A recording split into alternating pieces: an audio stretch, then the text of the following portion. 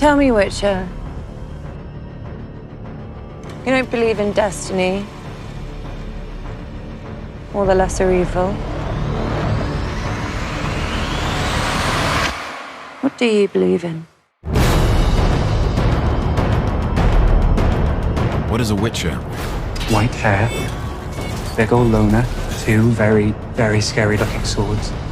I know who you are. A Witcher is a mutant, and their trade in particular is monster hunting. The Butcher of Blaviken! You are almost universally hated by every species on the continent.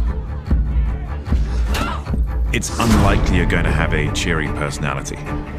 But Geralt himself, despite the stony exterior, is actually quite good, but very capable of doing bad things. Geralt isn't simply a white knight. He isn't simply a harsh monster hunter. He's an incredible blend of the two. The rumors about witches are that they don't have emotions. You take no prisoners, so I hear. And that is perpetuated by them. Sometimes there's monsters, sometimes there's money. Rarely both. When they're created, they undergo alchemical trials, which is a combination of elixirs and magic, which have very aggressive effects on their bodies. This allows them to take various potions. These potions enhance them in various and different ways. The signs that witches cast, they are basic magic, but very, very effective. You often see this very dry humor come through, which is one of the more charming aspects of Geralt. You smell of death and destiny. It's onion. Right, yeah. Destiny is one of the major themes, which is a force which is controlling him and indeed the world around him. Geralt aggravates destiny. He doesn't believe in it. But it turns out there may be a little more to it. Find her. But Geralt's greatest strength is his capacity to still love despite having been treated incredibly harshly. Despite what he says, he still believes in the goodness of people. And you couple that with incredible sword skills, speed, agility, and endurance, then you have an interesting character.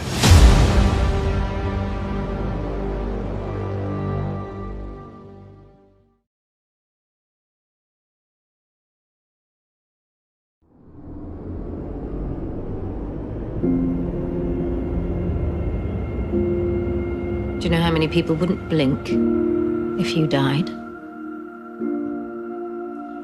You lie. You keep secrets. You succumb to emotion, to weakness. Do you actually have what it takes?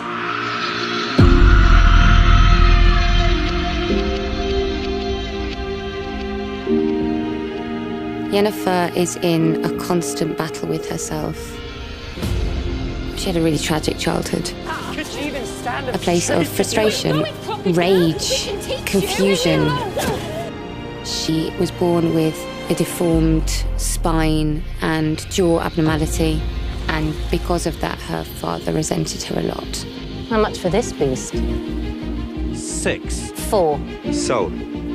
4 marks. That moment sets up the whole of Yennefer's journey.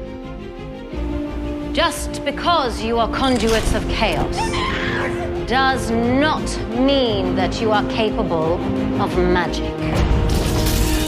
That then became her life.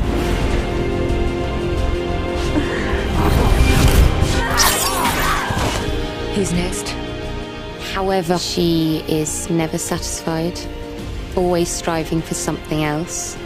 She owns her sexuality and uses it to manipulate people and get what she wants. Yennefer of Vengerberg. My world is cruel. You enter, you survive, you die. She presents a certain version of herself, someone who's direct and in control, dangerous. The arc that she goes through is an incredible challenge. She longs for this connection, but that fear, that insecurity, feeds this chaos, this magic that makes her incredibly powerful. She's epic. What more do you want? Everything.